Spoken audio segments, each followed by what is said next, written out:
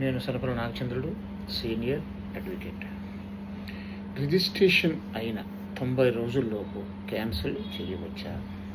మిత్రులారా, ఒక కేసులో విషయం ఏమిటంటే, ఒక వ్యక్తి ఒక ప్రాపర్టీని కొనుగోలు చేసినాడు.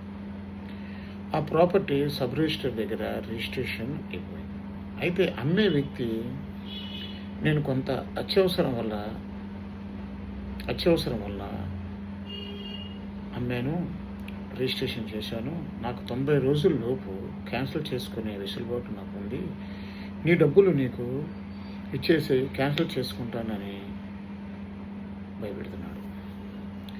నిజంగా దీనికి 90 రోజులు లిమిటేషన్ ఉంటుందా అంటే, మిత్రులారా, మన దేశంలో రిజిస్ట్రేషన్ యాక్ట్ 1908 అనే చట్టం అందులో ఉంది. ఈ చట్టంలో సెక్షన్ 47 ప్రకారం ఎప్పుడైనా సరే